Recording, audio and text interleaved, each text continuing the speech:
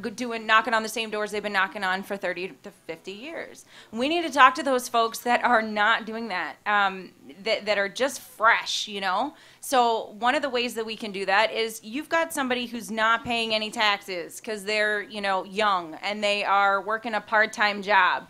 Why not let them, you know, do some things over the summer and knock on some doors and get paid $10 an hour? Why not? Because then they go to their friends and they say, hey, guess what? This guy I actually agree with. He's paying me. Come do this with me. And then they become volunteers later on. And they definitely become voters, and so do their friends. I think Marianne's up next. Now it looked like Sarah wanted to get in here, so let's go with Marianne Stebbins. Well, it's no secret that the young people were notoriously passionate about Ron Paul. And that was because those young people have so much at stake. They're the ones that are going to have to pay back this tremendous debt that we're building up. And they're not fools. They see what's coming. You know, but they are more interested in truly getting government out of their lives. I mean, they were the ones that were all passionate about, you know, ending the Federal Reserve, which is, you know, kind of a new topic that Republicans have been discussing. You know, but they really don't want the government intervention in their own lives, and you know, that may manifest itself in the wars, because these are the ones, you know, that are typically the ones who have to go to war are younger people. So, you know, I think if we can, as the Republican Party, stop taking this position that we have to, you know, absolutely go to war and get involved in every overseas conflict, that's something that's going to strike home with them.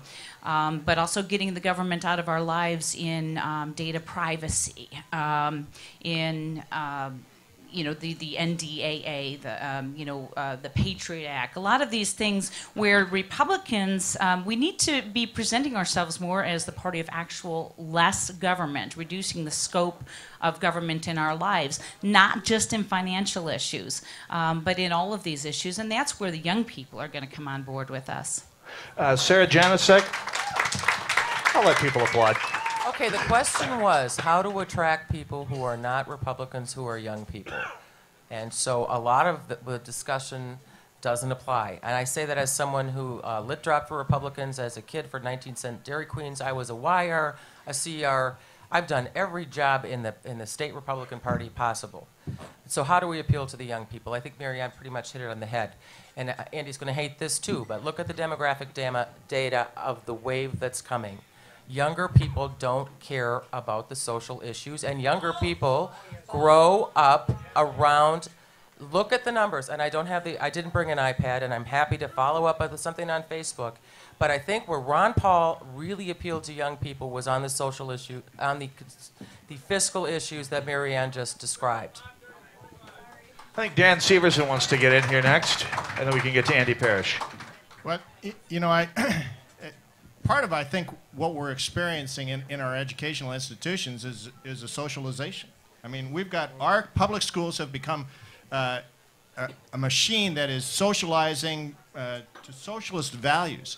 And so we've got to have some pushback. I'm a big advocate of education choice, of vouchers.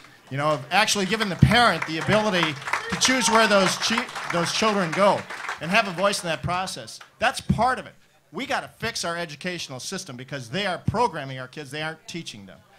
Now, the other thing, and I always take exception, is to, you know, when Marianne says that some of our guys and gals have to go to war. No, they don't. In fact, the people that go to war are those that step up to the plate and say, you know what, America's free. I have an obligation. And those are the ones that are going forward because they believe that a freedom isn't free, that it costs a price. And, you know, we have minorities who have been here in this place, and they've been invited by the Tea Party to come in and give their testimony. Some of them were among freedom fighters over there that fought in Laos to rescue our American soldiers out of there. And you should have seen the testimony that they gave in this place. It was standing ovation at the end of it. It was because they understood the cost of freedom. They were willing to put their lives on the line for that freedom. And so when we get this whole deal about, you know, America needs to spend less on military spending, yeah, they can probably do a little better. But the bottom line is, military is what gives us the ability to push freedom around the world. When we lose our ability, freedom, We have a gauntlet thrown, it seems. Yeah, that seems like. I think, we want to get in yet here, Andy? Yeah, look, Marianne, you're a phenomenal organizer. I respect you. Sarah, I respect you. But Ron Paul, the influx of Ron Paul people, they came in '08, and the same people showed up in 10. And it's a very limited crowd of individuals. Everywhere where Ron Paul was, I was very intimately involved in the last presidential election. Everywhere where Ron Paul faced a challenge that was not a caucus system, or even when somebody organized against him, he lost. And I'll just pose the question, tell me what Ron Paul and his people have won. Name a race. The hearts and minds of the young people. But name which a is race. what we're talking about right now. But again, that's I care about that's great. the movement, and unless we live election to election as Republicans, we might win every race in the book as Republicans, but government continues to grow each and every year, and until we change the hearts and minds of the people, we're not going to get anywhere. But what Our if you? government is But gonna eclipse us. But hold on. But it's about winning elections, and I'm just going to ask you again: what race has Ron Paul's and his supporters won? And Andy Parrish, I think we know the answer to that, and well, the answer's none. Well, there Right. are a number. And he Justin did just as well Amash, as Rand Santorum Paul, winning Ted the Cruz. precinct okay, caucuses in Minnesota. let's just take a deep breath, because that's what we're about here we tonight. can add Kurt Bills in that too. It's a healthy discussion. We just want to, keep the knives in here. But that we're going to touch on that. How do we make the different sides play well together, or at least find some common ground later on here? But I know Mark Westfall wanted to get in one more time here. We're 50 minutes into this, and what we keep focusing on is the federal races, federal issues, and the massive overall state issues. What I think we really need to be focusing on a party is the local level, where people's paychecks go to, the local businesses, the local communities that they live in. This is where the majority of our taxes are, and the majority of the laws that they've never heard about exist. I'm on a local school board, and I'm probably going to get in trouble for saying that over the air right now and with reporters in the room. But the thing is, we need to be actively involved in school board races, city councils, mayoral races, county commissioners, because until we get a fundamental idea of what's going on at our local level, we're going to overlook all of these different little factors. And a lot of Republican strategists will say, oh yes, it's the school boards and the county commissioners and our mayoral races that set up the stage for our future legislators at the state level. I don't agree with that. And this is why. Because people expect that, that's the stigma that we have. We have a lot of people who want to run for school board, mayoral races, that stay away because they don't want to be seen as that feeder that's going on, because they want to be involved at their local level with their own community and neighbors. We need to start focusing on our own communities a little bit more, and once we start doing that, we're going to see that our legislative seats are also going to fall in our favor. And eventually, we're going to have Senate candidates that are going to be able to compete with the super PACs and the juggernauts. But until we get involved in the local level, we're kind of kidding ourselves in a way. Amen, brother. All right, I'm going to move on to another audience question here. What are the fundamental problems, or maybe a fundamental problem that's facing the Democrats that Republicans can take advantage of in Minnesota? Sarah. They cannot deliver to everybody they promised. And again, I think what we need to do is focus on reframing the issue. It's like teaching a 6-year-old, no, you can't have the Twinkie and the Ding Dong if they made those anymore. You get to choose one. And so this is a time where the Democrats, and again, I think it's healthy for the system when one party controls everything. And this should be the opportunity of a lifetime of everyone in this room. Because Democrats cannot deliver everything to everybody who brought them to this dance as the majority. And you know something? What regular people can relate to is Johnny and Julie, who are 6 years old, don't get everything they want either. But they can't raise them that high. They can't. And so this is our opportunity to talk about what the priorities of government should be and why certain things can't happen. And that's the discussion we should start framing and owning. Because these guys are accountable to, as Andy pointed out, all these different groups that brought them to the dance. They cannot deliver to everyone they promised. Anyone else? Fundamental problem facing the Democrats? Walter.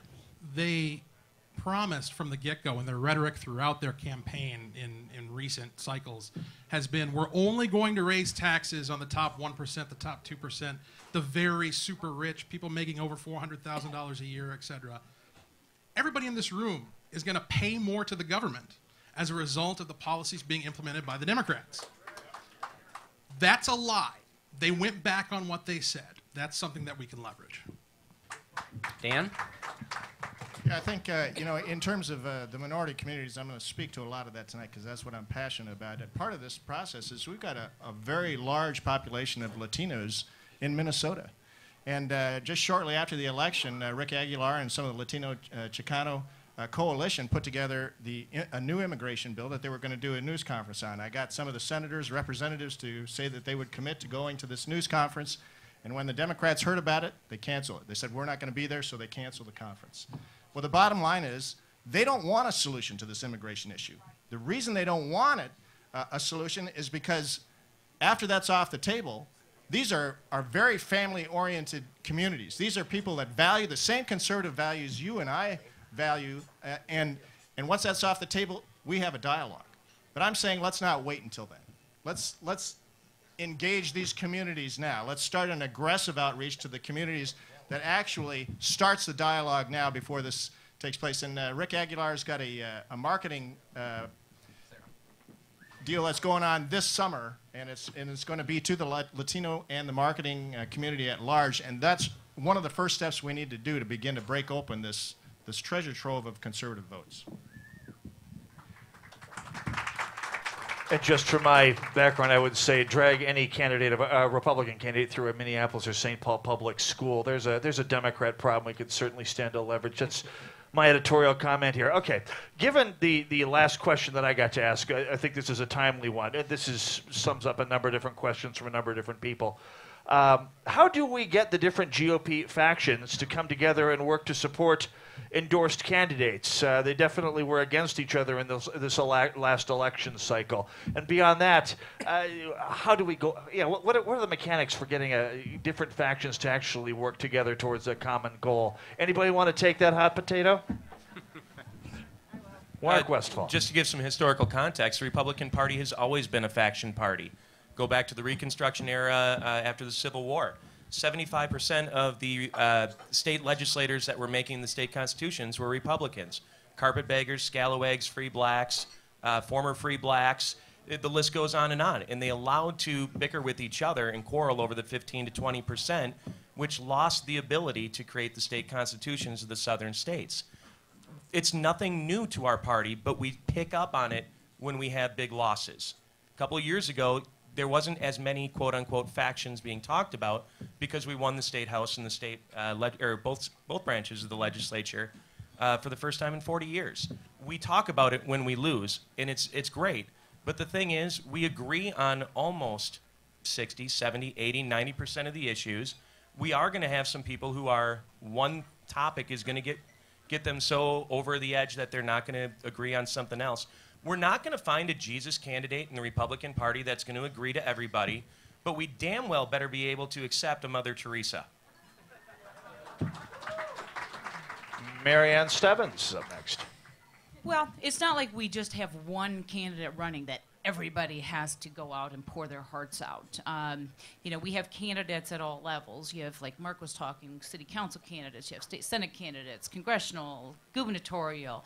So out of all those candidates, I might have a pet candidate that I just want to pour all of my time and effort and money into. So it's not that we do have to all put it all out for each and every single candidate.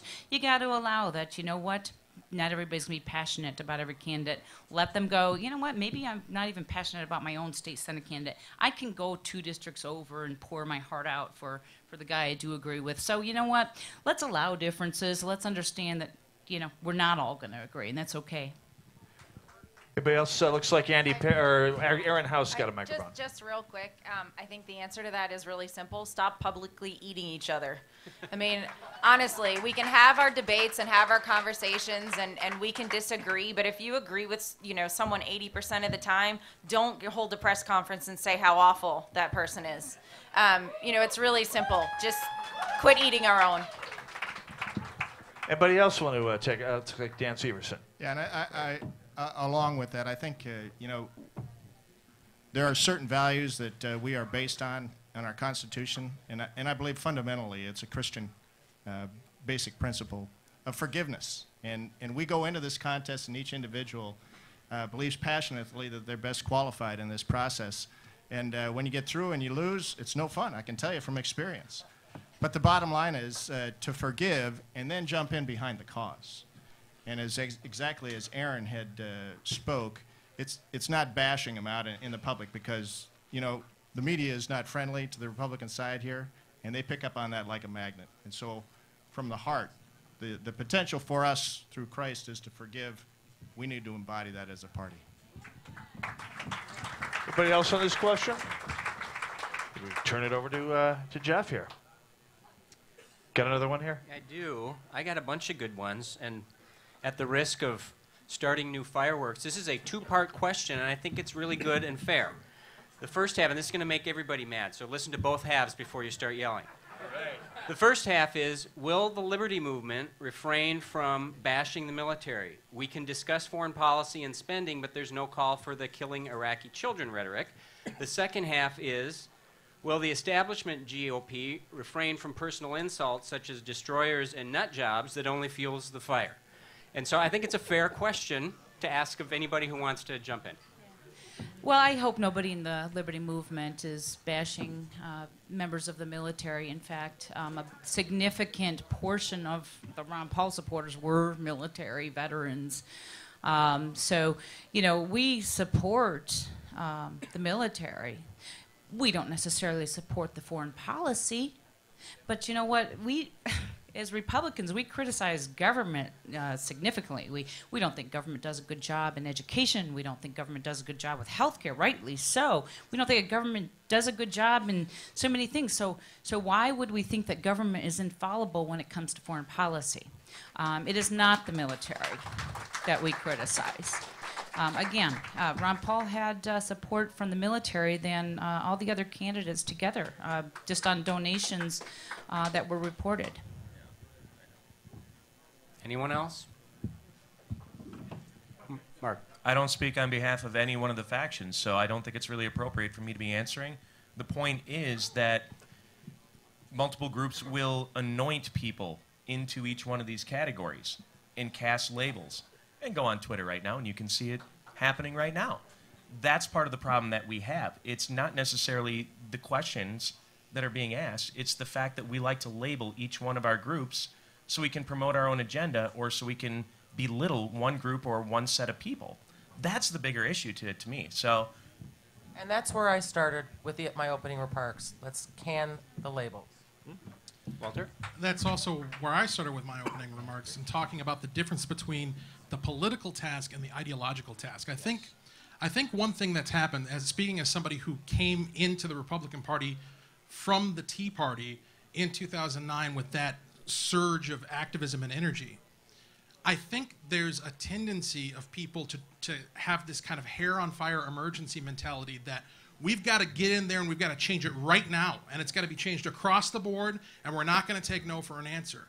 And while that enthusiasm is certainly warranted in many cases, you have to think things through, and you have to take a deliberate strategic approach.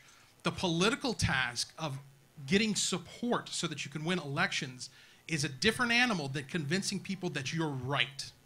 Being right doesn't mean winning. You have to convince people that you're right, and then you win.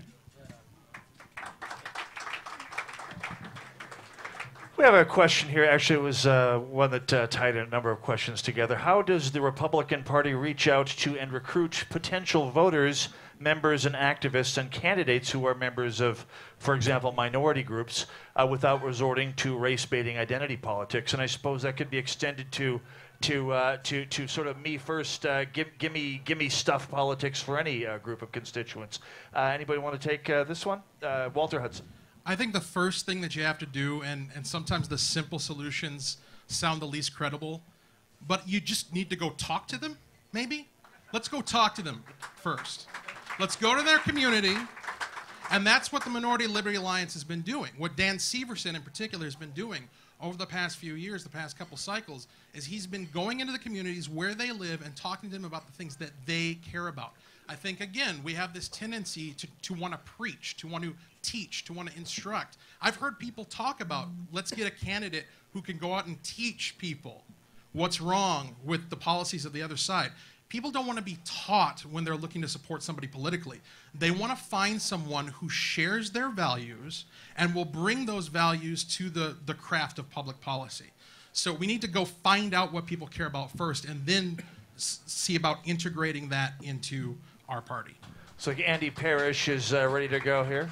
I'm just going to go back to nuts and bolts. I think we need to have candidate training. I think we recruit these people and we don't train them on the basics of a campaign. Here's how you log data. Here's how you would. I mean, data in my business, data is money. I mean, if this was SimCity, data is what I would use to buy things with because that's the most critical piece that we have. And when we properly identify people, we can have proper conversations with them that they care about and that they're passionate about. But if our candidates aren't trained, we're going to continue to lose because there's a lot more to a campaign than just shaking hands and walking in parades, and there's a whole bunch of many pieces to it, and we need to train them, and nobody does that. Aaron Houst. Real quick, I think we keep talking about things as if this is in the campaign only. And that's a huge mistake made every single campaign. We go out and talk to them at campaign time, and we keep calling them. Oh, for goodness sakes, we're all Americans, okay? Honestly, when it comes to kitchen table conversations, people in your community, people at your church, talk to the young people, get on Twitter, get on Facebook, share things that interest you, and eventually the culture will change itself. And we'll start educating without even actually going out there and teaching. It'll just happen. But we got to stop all this nonsense about, during the campaign is when we have to focus on these people. For goodness sakes. Mark Westfall. If we also believe that we're going to be able to truly turn this around within 6 months, 8 months, or 12 months, I think we're sadly mistaken. We're in a society where we expect and demand things to happen right away. Change takes time. And it's very frustrating when we live in such a social media world to not see immediate change right away. So I'm not saying, it's okay, we're not going to win for a while. That's not at all what I'm saying. But to know that where we need to go, and again, we've come up with a lot of concepts tonight. I don't think as a panel so far have really come up with a lot of solutions. And that's one of the reasons why you guys came tonight, is to see what solutions do we have to offer. And again, I don't think we're doing that great of a job right now because the fact of the matter remains, we don't fully know what our real solutions are. That's the heart of it when it comes down to everybody who's said so far, what is our messaging? What is our messaging? That's our problem.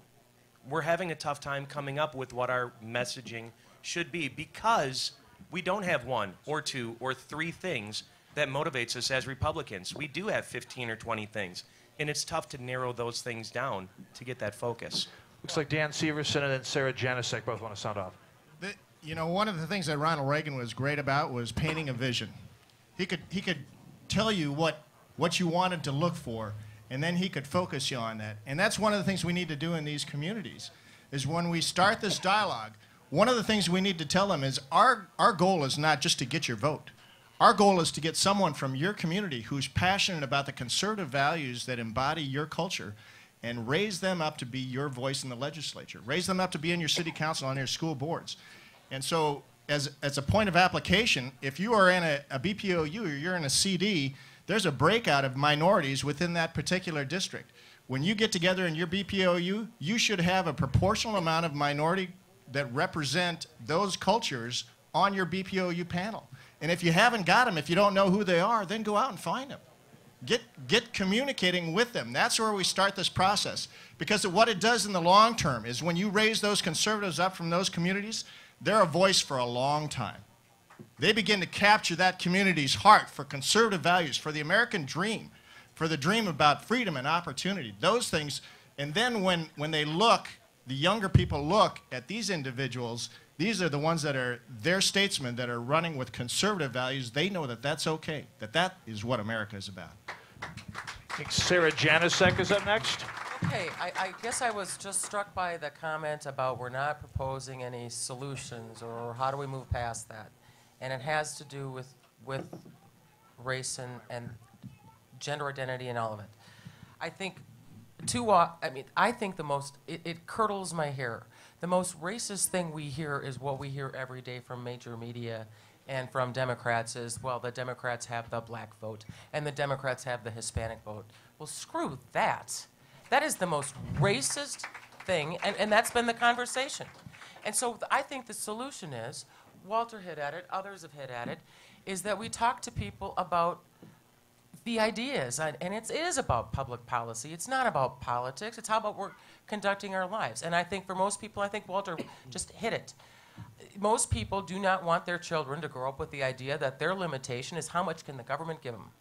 Most people in America still, I think, I'm very close to the Guatemalan community, which seems to be unpolluted by a lot of this left-wing stuff, because most of the ones I happen to know, and so maybe I'm categorizing people wrong, are people who came to the country, worked their frickin' asses off, and are so goddamn pissed off at people who are on the take because they busted their asses for 14 hours a day in this country and worked hard to get their family members here.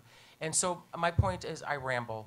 My point is that let's reframe the whole thing and appeal to people not based on race, but based on values and what you want for your family. Do you want the limitation of the government will give you $1,167 a month for life?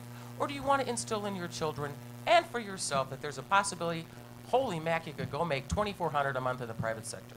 Andy Parrish. All of this takes money, and so I mean, we can all think we're geniuses here, and everyone out there can think they're geniuses, but the only genius that matters is the field, and the field is the voters. And so until we start developing ways to get money to do surveys to find out what the field cares about, to give it to candidates that we just trained and teach them how to use it, again, we're in a bad spot. Now, Mark, here's a solution.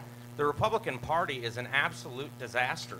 And right now, we've already taken the ding for being in debt, the party of fiscal responsibility, and you look at all this debt that you have.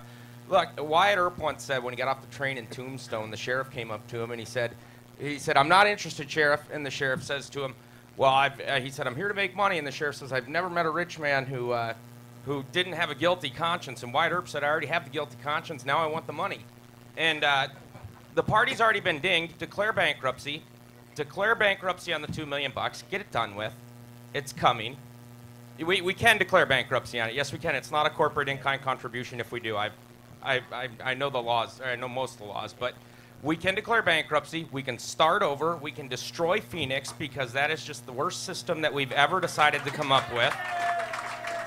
We can blow the whole thing up and start over and rebuild and give these tools to candidates. Provide training for them. Provide polling data. Provide good data. It's what we need to do. All right, last word, Mark. When it comes to the training, what we need to do is we need to actively invite our candidates to share their experiences. We do have candidates throughout Minnesota right now that don't want to share their experiences with other candidates because they're afraid that they might run again and that information might possibly be used against them, or the next candidate might use it to gain a better foothold. We need to do a better job of trusting ourselves within our own party to say, listen, we're going to do this training, but we can't rely on just the state party to do it. We need to demand that our BPOU levels take the initiative to say, listen, I don't know what's going on here. My own House seat, we haven't had in a long time. My own Senate seat, we haven't had in a long time. We need to do a better job of reaching out to the other BPOUs and say, what are your difficulties? What are your strengths? And then adapt those to what we can do good in our district based off of what we have and how we want to recruit. When it comes to the community involvement, we don't do a good job of being active in our community until it's quote-unquote election time. How many BPOUs and candidates are out there right now actively engaging? And yeah, we're 2 years out, but guess what? We're only 2 years out.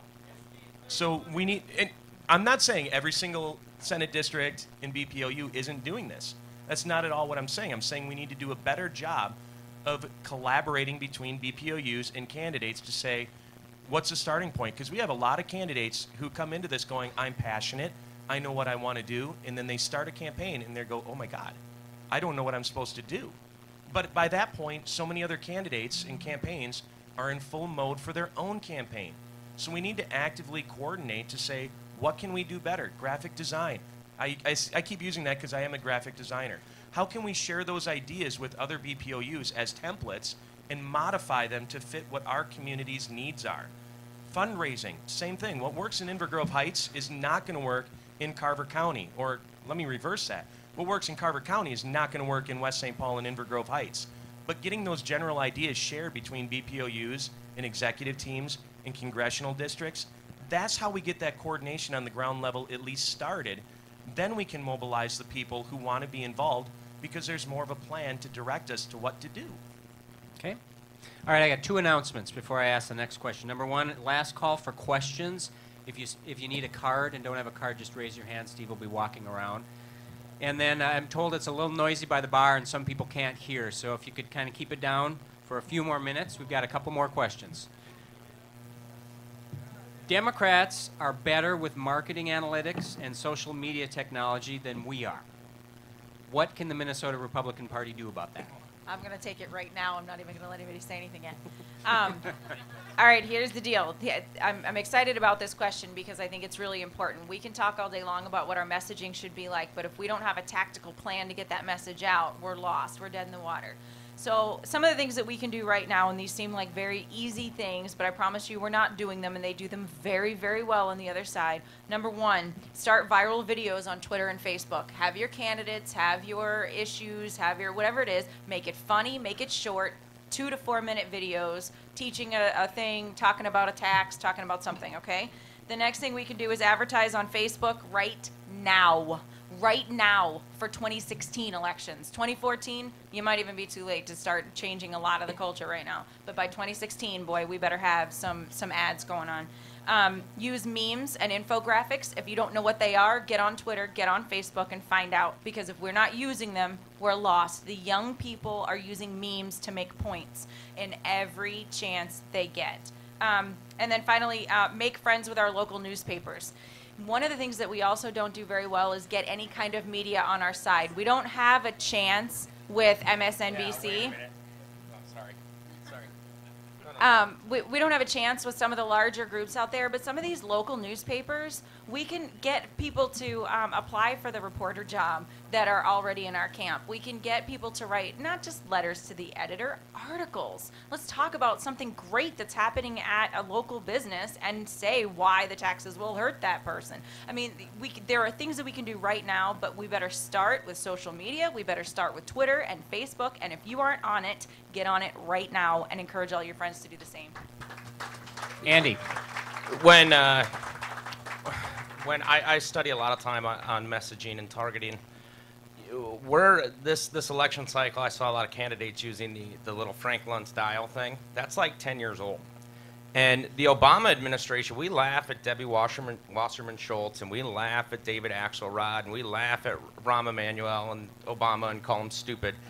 But they have actually hired some of the best psychologists in the world, and they have taught them words that stimulate certain parts of the brain and how to use them and how to say them. And you know, in comedy, when you plan your comedy routine, comedians plan every single word. They time the syllables, and they use words that start with P because I guess those are the funniest words out there. And again, we're stuck with the dial testing, which is really neat, and I'm glad we're using it. But we have to understand that, like Aaron said, what you know, like with social media and other things, we have to get caught up with the times. We have to get the same psychologists to train us how to deliver messages and what words to use and how many syllables, because it matters and it works. Marianne, did you have something? And I then was Sarah. just going to tack on with what Aaron had some great ideas, but you know, the patch online, you can just go on and blog on there. There are, you know, local cable stations that let you come in and do your own little cable show. So lots of great ideas, but you know, Aaron had a whole list. I just know that the patch is one that reaches local communities, and they just let you, you know, run your own blog on there. Sarah? I'm going to reserve this for and hope for a better question. Anyone else? All right, Mitch. Let's see. We did have one, not so much a question, but a remark to get young people to come door knocking. Do things. You can do things other than money. For example, food. And by the way, the Baltimore beef sandwich here with the horseradish is a great example. I think we could win with a few of those floating around. More seriously, though, a couple of different questions about the Minnesota GOP and its operations. Since there was a discussion about do we file bankruptcy or not, I guess I'm going to compile a couple of these questions together. How do we make the Minnesota GOP a viable, stable, solvent institution? Marianne jumped on that microphone. Grassroots. You can't just sit up in an office in St. Paul and manage everything. I mean, the Ron Paul campaign was all grassroots. It was people down there in their precincts talking to their neighbors, and there's been a lot of discussion about this. But it's activating those people right down in their neighborhoods, in the grocery store, talking one-on-one conversations. So you spin that power back down to the most local levels. We had the issue with the RNC, where they're trying to grab more and more control at the very top levels. You saw, the grassroots get steamrolled at the RNC. Tell you what, that put a real damper on the election. I had said at the national convention that, look, this might just cost just a couple of percentage points in just a couple of those battleground states, and it could be the whole election. I don't know if that was it, but I mean, it was that close. But you take that and you spin it back down. We don't have, obviously, money at the state party level. So we need to empower those local units, the congressional districts and the BPOUs, and kind of hand it back to them. You're going to get a whole lot more done there. You're going to get a whole lot more passion down at the precinct level than you were at the state party level. Anybody else? There we go. Walter Hudson. I don't have the organizational expertise to speak to the operation of the Republican Party, but I would like to make this point, and that is that there's a lot that can be done outside of the party in support of it. Look at this event. Look at how packed this venue is. And what we're here to talk about is the future of our party. How did this come about? Was this a decree from on high from the party chair? No, it was Steve Hensley, Real Capital View, Look True North. Blogs are another example of folks just going out there from not even leaving the house, just getting in front of their computer and doing what they can. Yes, absolutely, the party does need to become solvent. There does need to be an operational solution, and I welcome it. But we need to keep in mind that we should never wait for the party to tell us to do something. We need to be active at the grassroots.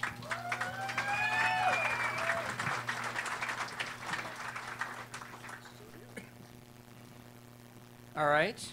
How would you convince a conservative Democrat that he or she is really a Republican? Marianne.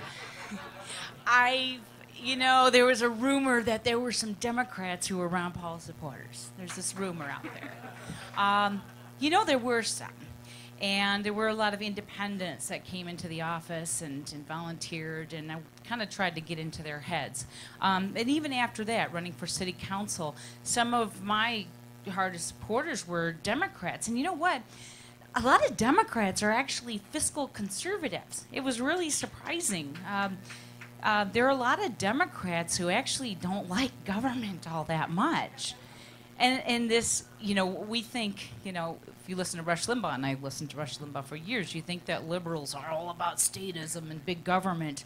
There are actually a lot of liberals who believe in smaller government. And I've touched on this already. It comes back to a lot of the civil liberties areas. Republicans can invoke a government just as much as Democrats. We think we're the party of small government, but that's not the impression out there. There are a lot of areas. Again, the foreign policy. Hate to keep bringing that up, but that's one. Just like I said, we think that the Democrats, there's no limit to the amount of money they'll spend on education. That's what they think about us when it comes to military spending. There are issues like the Patriot Act. There's the drug issue. There are a lot of issues where Republicans are not the small government party. Just a couple weeks ago, I read that the chair of a committee, a Democrat in Minnesota, was the one to author a bill to ban local police departments from keeping tracking data on people. So on privacy issues, we have to convince them that we actually do want the government out of their lives, because that's what we want, and that's what a lot of them want. So let's Marianne. get that message across. Okay. Aaron and then Sarah. Mary, I don't think, with all due respect, I understand where you're going with this, but you didn't convince one conservative Democrat by bashing Republicans just now that they're a Republican. And this is what I'm saying. We have to stop eating our own. For goodness sakes, go out there and Oh, Marianne, just wait. when it comes to how do you convince a conservative Democrat that they're actually a Republican, don't. All you have to do is share with them the candidates and the issues that they're voting on and where they stand on those through conversation. There's two places I'm going to send you. One is We Are Change. If you haven't seen a We Are Change video, go online and find We Are Change. It's an organization that just goes out and literally points out, not necessarily the hypocrisy, but it's just a bunch of young people that go out there with a video and talk to Obama voters and people who say they stand on one side of an issue, and then help them work through the fact that they actually don't agree with Obama, okay? The other place I'm going to show you is Project Veritas. That's another organization that does some videos like that. This is how we convince people. It's not by saying, hey, by the way, did you know you're a Republican? No, it's by talking to them and saying, this candidate over here stands for this and this candidate stands for that. Where do you stand? And now we're not talking about Republican or Democrat. We're just talking about people. All right, Marianne, just one sec. Marianne, you can respond, and then Sarah, and then we'll go back down, and then we're going to move on to the next question. And I don't disagree with anything you said, Aaron. I think those are all wonderful ways to reach people. It's just really hard to do when you had the Republican legislature go in and open budget negotiations with a 12% increase. So we have to actually change our behavior. We can tell them that we are the party of smaller government, how great that is for the lives, and I agree with all of that. But our elected officials are going to have to start acting like it too. Sarah, and then Andy. Republicans have controlled both houses for 2 years in my entire adult lifetime. And what did we do with that? And remember, the question was, how do we appeal to a conservative Democrat? We had Senator Amy Koch, Majority Leader, brilliantly out of the box, focusing like a laser on jobs. And then what the hell happened? So we have, folks, some tough love to give her, some tough analysis. That thing went to hell in a handbasket the last few years. And let me just say that next time any Republican leader has problems, can you skip consulting the DFL PR guy?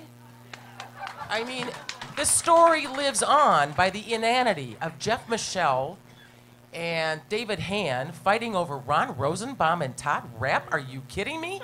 That story is still going to live because we were so stupid. So when you say to the conservative Democrat you're trying to make a Republican, the conservative Democrat says, you know what, I gave you guys a shot. You were going to focus like a laser on jobs. And what the hell happened? We went down the rabbit hole of social issues. Government grew. Why would I do that? So we're not here to reflect on the past or blast the past, although I've done a pretty good job the last minute and a half. But you know what? We learned a lesson. And I'm not so sure in my lifetime we're going to control both houses again because we really screwed up. So you know what? Let's focus on the fiscal issues because look what happens when we focus on the social ones. The last 2 years, the only 2 years we've had the majorities in the state, the Senate, and the House. Andy, and then Mark can close it out. The question was, how do you convince the conservative Democrat? My answer is you don't. Until you've solidified your base, and until you've made enough phone calls and sent enough mail to get your base and get the Republicans out, you don't even bother with the other party. Again, if you get your base out, I mean, in voter suppression, I know probably get booed, but voter suppression is a beautiful thing. It really is because that's what the Democrats do. And when we go against the Democrats, it's like going into a boxing ring and showing up with your gloves ready to fight, and the Democrat shows up with a bat and 2 pistols and hits you over the head and then shoots you twice. And then the referee says you're out because they paid him off. And until we get ourselves to that level, don't even bother with the Democrats. No, I'm just going to touch on one more thing. I mean, Marianne, for being the party of the Constitution, as Ron Paul claims, you should know what's in the preamble to provide for a common defense, and I believe the military is part of that. I will also speak not as a campaign strategist, but as a former Capitol Hill chief of staff, where I will tell you, and I'm going to get booed, so start now, but Ron Paul's foreign policy is the most dangerous thing that I've ever seen for America, and I'm glad that he didn't win. Well, we almost made it all night. And Andy, I think you just got quoted in the paper tomorrow when you said that voter suppression is a beautiful thing. And let us all applaud the fact that people were willing to have this conversation, and I was glad to see Andy survive getting booed. Bully on you, pal. Well, All right. and just real quick, Rachel's not the enemy. All of the reporters that I have dealt with in the Twin Cities have been reasonable and open-minded. It's their editorial boards that aren't, and it's their bosses that aren't. So, All right. Mark, why don't you close us out on this question? I've been following Rachel's tweets as they go, and for a while I thought I was going to be the one that she was going to say by saying, an hour in, and Mark Westphal still says there's no solutions. So in that sense, thank you, Andy, for taking the headline away. My wife and family appreciates that. But again, I do agree with the first part when you answered the question, and again, I'll say when you answered the question about getting social democrats, you don't. You don't demand that other people follow your views. We're an inclusive party. We're an inclusive people. And until we realize that the Democrats are people too, we can't win a battle. And I can tell you, I've got a lot of Republican friends based off of the Republican Party in Minnesota. And most of the other people that I associate with are Democrats. And we are able to engage in a conversation. As soon as we take it to the next level and belittle them and say, oh, you're wrong because of this, and you should be Republican because of this, and when we attack media constantly, it's not the media. We set ourselves up a lot. We really do. But when we say things and say, I want to hear your perspective, because you get a perspective and you can understand where other people are coming from. I'm a social studies teacher besides that graphic design. The entire concept of social studies is to listen and be inclusive of other perspectives because they have a perspective. They know what happened from their side. If we're not willing to listen to those perspectives, we can't manage ourselves because we're too fixated and focused on ourselves. So you do not tell them, oh, you're going to be Republican because of this or that.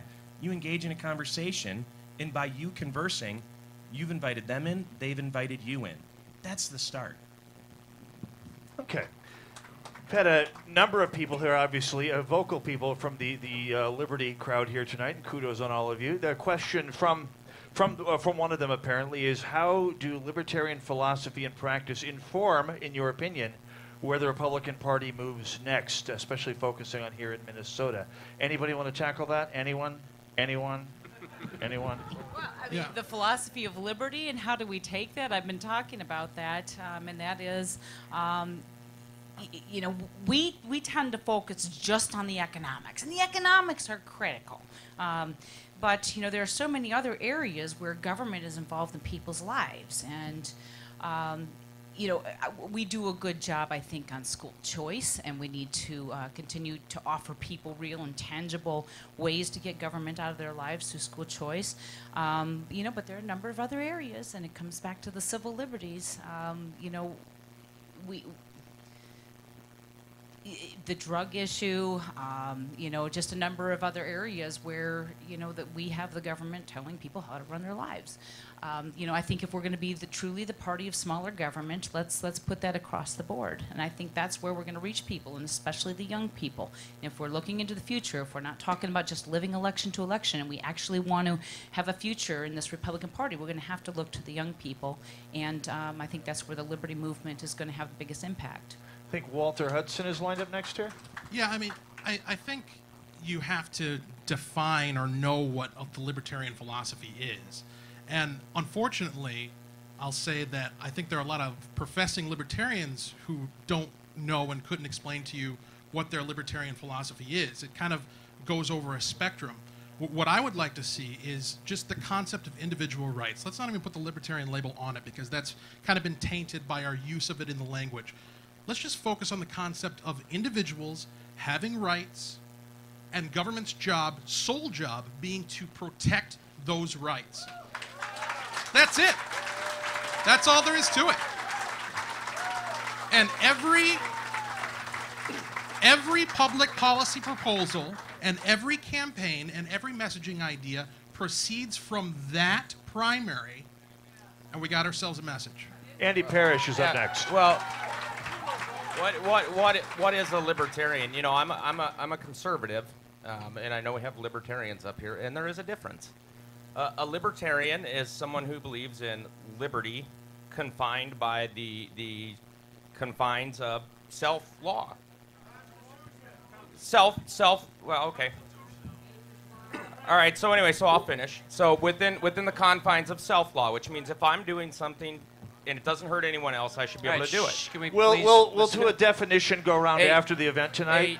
A conservative believes in individual liberty within the confines of natural law. And I think that is where we have where we break down, where my party has issues with, or where my faction of people have issues with Ron Paul, is that he just believes within liberty within self-law. If it doesn't hurt anyone else, I can do it. We recognize natural law, and we just recognize there are things that we don't. Jeff, I need to bring this up. And again, I've been accused of being a true libertarian, pure libertarian, not libertarian, builder, destroyer, all of that stuff. Again, we're fixated on labels. The last time I checked, regardless of what your thoughts are of the man, Ron Paul is not involved in the state politics of Minnesota Republican Party. I don't care if you like him or don't like him. We need to get over that fact. Mark, What if we you just don't- didn't Andy, hear the response, Andy, you'll see that Andy, he clearly is involved in the Andy. Minnesota Republican Party.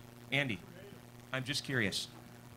The name of this party is the Republican Party of Minnesota.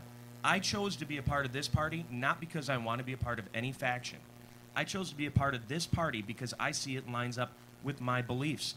My beliefs don't always line up with yours, don't always line up with Walter's. They don't always align up with Marianne.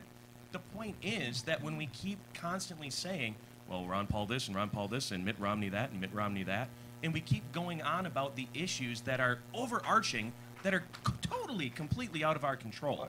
Why not start the Liberty Party then? Did I start the Liberty Party? No, I mean, why not just start your own party if that's, you know what I mean? Then those who want to do that should have the option and opportunity to do that. But as of now, whoever is in that supposed movement is in the Republican Party of Minnesota.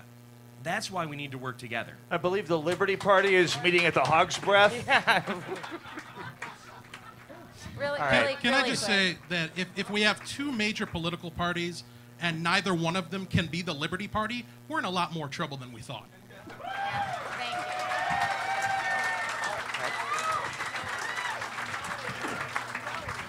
That's what I meant to say. And I'll go back to what has Ron Paul and his organization won in Minnesota? All right. Name one race. Andy, Just we get the name one. point.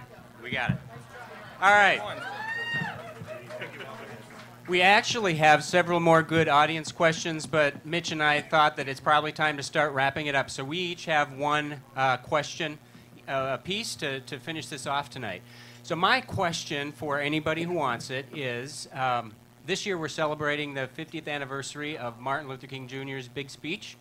And when he stood in front of the Lincoln Memorial, he did not say, I have a 7-point strategic plan. He said, I have a dream.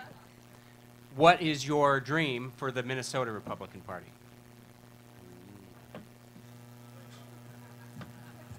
Who's going? Okay, good. Walter. Or Sarah. All right. This is my last shot, right? Oh, no, you get one more question. I'll get one more question.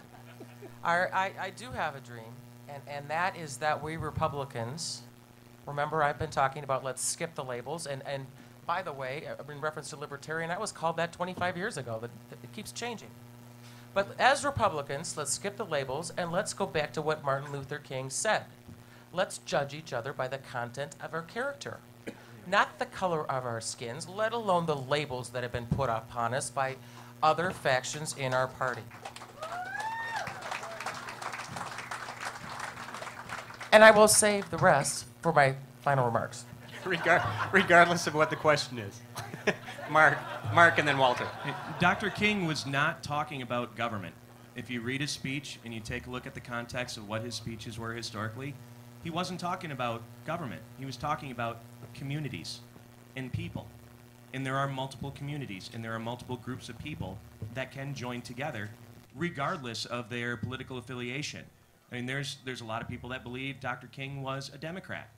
He wasn't. He voted for more Republican candidates than he voted for Democrat. But that's not the issue either. We tend to overanalyze what we want to hear without hearing that additional perspective. In my dream, my wish for this party is that we can start coalescing at all levels. We don't have to start at the grassroots level. We don't have to start at the state executive level. But once we start communicating with each other at various levels and reaching out and trusting other BPOUs and sucking up our own pride and saying, I need help. I need your help to make my BPOU better. I need your help to make my candidate better. That's my dream, is that we can get to the point where we can stop all the other silliness and say, how can I help my area better by using you? Walter? I think that the turmoil between the factions within our party is somewhat endemic of what we're projecting out to the rest of the world, people outside of our party, so that we come across as just kind of foaming at the mouth and divisive and antagonistic, and we're having a fight and we're having an argument, and don't you want to join us? No, I'll just go about my business having a peaceful night with my family, thank you very much. My dream for this party is that we learn to first understand and then to project the positive, morally good, life-affirming philosophy that undergirds our policies. Individuals seek out values. They seek out that which is going to perpetuate their life, help them survive, and improve their quality of life, help them thrive. And the only way you can do that as a human being is if you are free to act upon your own judgment. That's unique to human beings. Animals act on instinct. We have to think about it. We came up with the clothing and the buildings and the lights and the electricity. And if you're not free to do it and free to profit from it, humanity does not progress. We need to take back the progressive word for our party.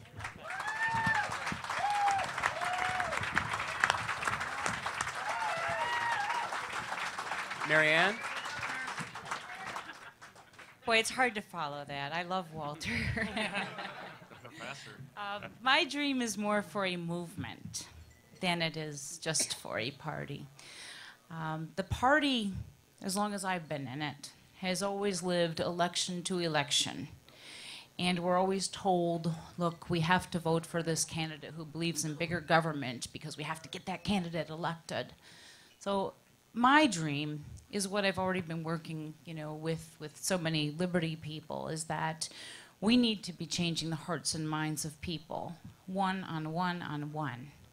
Because until we actually change the perspective and until people actually want to live free and understand that they can do that without the confines of so much government, we're not going to actually realize our dream and our stated purpose in the Republican Party of having less government. So my dream is more of a movement than it is just partisan operations. Well, I'm going to ask one more question here. I think we're going to do that. But before we do that, I want to get a word in from the person who pretty much just on his own hook went to organize this whole shebang here. The guy who organized the entire event here tonight. Please give a warm welcome to Steve Hensley.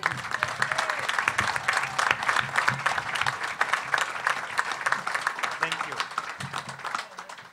I hate public speaking, and I haven't had anything to drink like all of you. But I see Kurt Bills over there, and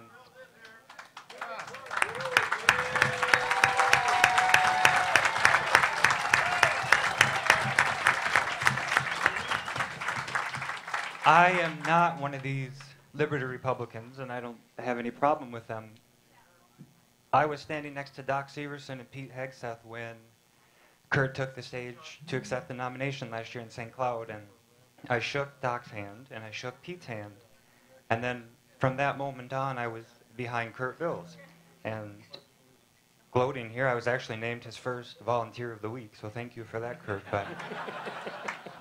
But I think everyone who's physically able should stand up and thank Kurt for running a good campaign.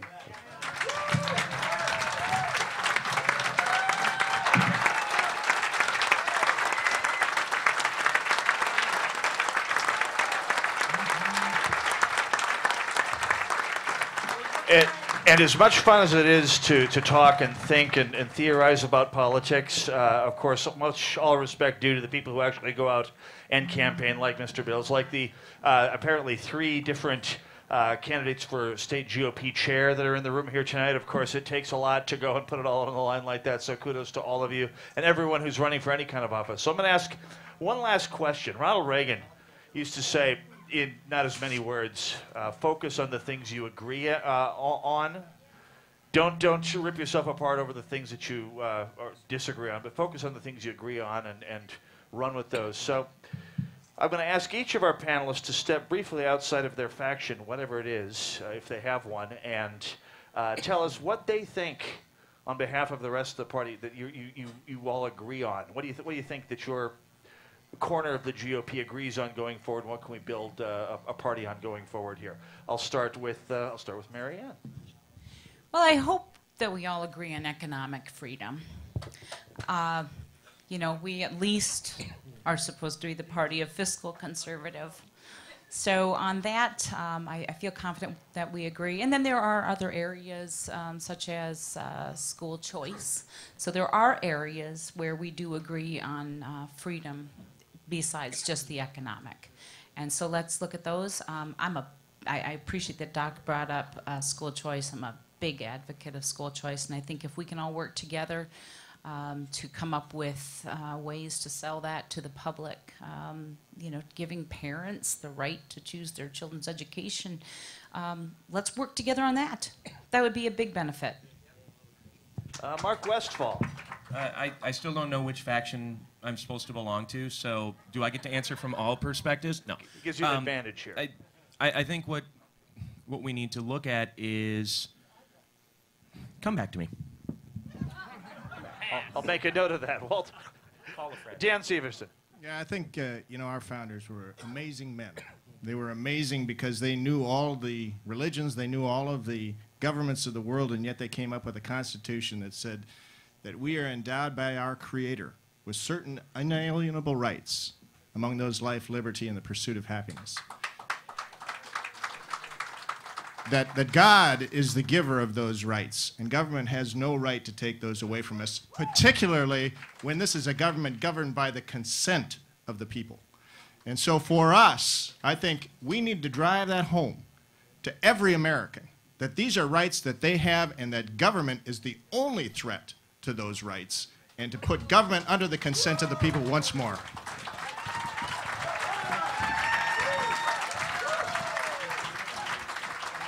Sarah Janicek? Oh, gosh, I'm going to have to keep track of people now. Walter Hudson. Yeah, I'm good to go. Make Walter go last. Nobody wants to follow Walter. He's exactly. That's why I was like, I'll quickly go. Walter's going last. I might let Walter wrap the whole night up here at this rate. It'd be a good objective. You don't want me going last. I think what it boils down to is the fact that we can all agree that government is more intrusive in our lives than it should be, than it needs to be, and than it constitutionally is.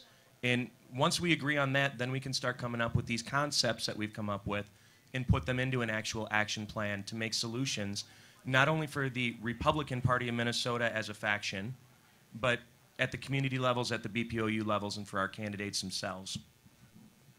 Okay, who is next? Walter. Okay, here we go. I'm gonna make my answer a little topical and reference immigration. There was a time in this country where the reason to come here, the only reason to come here, was to be free of the tyranny that you were leaving behind in your country of origin.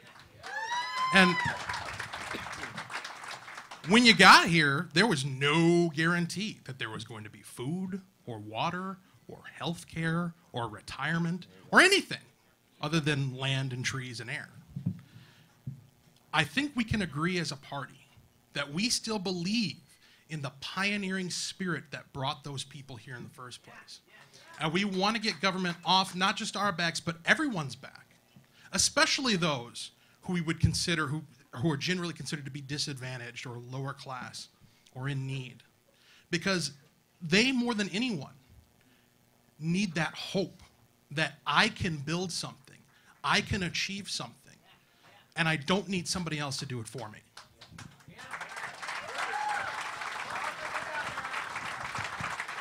Are we going to have Andy Parrish now, or do we trade that away for a future draft pick?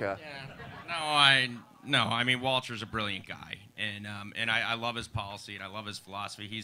He's one of the libertarians to me that is reasonable and makes sense and can communicate with me. Not saying that they're all not, but Walter knows how to connect with me. So, you know, what can we agree upon? I think we can agree upon that we need to get back to the very basics of campaigning, and we need to get back to the very basics of having a party that actually has money, that provides a database, that provides training to candidates. You know, I'm guilty of this at times. I'm probably going to contradict myself, but that's okay. I'm not elected. I wish we could first say whoever our endorsed candidate is for office, once that person's endorsed, we're going to get behind them. We're going to give them everything that we've got, and we can have the policy discussion later. And, you know, it goes both ways. A lot of people on my side, the, quote, establishment, you know, we didn't get behind Kurt like we should have, and he suffered from that. A lot of people on Mary Ann's persuasion didn't get behind their candidates the way they should have. And I think that if we decide first we're better off with Republicans in office and then fight about the policy later, we're going to be better off. But we've got to give the support to the candidates that they need to win in the first place. Aaron House. Can you repeat the question?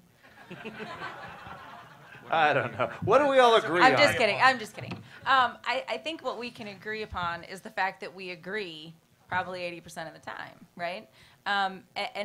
My hope, I looked at this panel as more of a tactical thing from my perspective, being someone who's in social media quite a bit, somebody who you know, writes a blog and is out there. I wanted to look at this from the perspective of what can we do moving forward versus looking back. And one of the things I really think we can do going forward is just shut up. We need to stop bashing each other. Stop eating our own. Stop just this crazy argument of, well, you're a liberty person and you're an establishment person. We are all conservatives in one shape or fashion or another, and we're all Americans. So I think just in closing, I just wanted to say, you know, thank you for letting me be here, and I thank everyone for giving me the opportunity to be more of a tactical side of things versus a philosophy side. I appreciate that. And I think the last one on my to-do list here is Sarah Janasek. All right. The question you started with, Mitch, was a Reagan question. Is that correct? Yes, it was. All right. And so I will go back to what I said an hour ago, and that's to remind everybody what Ronald Reagan talked about for 8 years, and it was mostly economic issues, although he was a social conservative. But remember Lee Atwater, who tragically died of a brain cancer really young, and his big old tent. And I tell you what, the moderate GOP caucus was not a caucus of one like it is now. There were a lot of people. We've lost those all. Lost a lot of them. And why? Two things. One, there's a litmus test. I love what Andy said, but you can never get Andy's help unless you pass his litmus test. I think a lot of moderate people have worked for a lot of social conservatives because they didn't give a rip. They thought those issues would get resolved some other place, but they were concerned about the fiscal ones. The second thing, this conversation about libertarianism has been fascinating to me in all this get government out of our lives, and I'm glad there's major media here, because let's all understand how this works. Every time somebody talks about, as a libertarian, and I'm the first to say I'm a libertarian, get the government out of our lives, government should be fund things that we collectively need to do together but cannot do alone. But every time we have that conversation, it's like, oh yeah, but they're in the bedroom. You know, and so we know the game. And I guess that goes back to my pisticity factor at the David Hands and the Jeff Michels of how that game was played. We understand how the media work. I've been on all sides of this game. And we know 95% of major media think left. We know how the argument gets framed. That's fine. That's fine. That's why I kind of love the new media. And what I love and what people hated about me when I was in the media business is you knew where I was coming from. And so you know what? Read me that way. It's called critical thinking, people. And that's the way we should read everybody who's a mainstream journalist. But we just have to understand the dynamic that we're given. The game is changing, and there will always be a role for major media. But remember, every time you say something stupid as a conservative Republican about getting government out of our lives, remember, you're going to get it back in 85 flame comments in the Star Tribune or the Pioneer Press about, yeah, well, the government's not out of the bedroom. So let's just be careful about where we're going, and I end where I started. Let's skip the labels. Let's skip the litmus tests. Let's focus on the economic issues for a while, and I think that takes us to the majority. Sarah, I think I learned 3 new words from you tonight. I'm not going to repeat them. Well, I think that's part of what's required in a bar Fair enough. after 7 o'clock talking about GOP politics is that you have to throw in a few. Fair enough. One thing that we missed that I think we can all agree on, in 2014, Al Franken and Mark Dayton kind of need to go. All right. I think we're done. We are good as a party at debating, maybe fighting. We always have been. We always will be, because I think we actually appreciate being able to discuss ideas. And we did some of that tonight, but I actually feel good because I think where we ended up was a realization that our true foe is not within the party. It's not the Liberty people. It's not the establishment. It's not the Tea Partiers. It's not the moderates. It's the Democratic Farmer Labor Party. And if we keep that in mind, I think we're going to have a great 2014. So thank you all for being here tonight, and thank our panelists again.